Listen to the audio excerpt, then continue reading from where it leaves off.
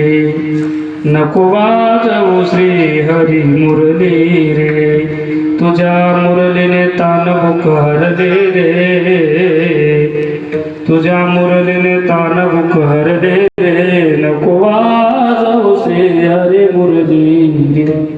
कृष्णाला सांगितलं म्हटले कृष्णा वाजू नको बरं, ते तारा तू खोड्या करत होता, चोऱ्या करत होता, त्याच्याने त्रस्त झालं. पुन्हा तुला आईने इथं पाठवलं वृंदावनात.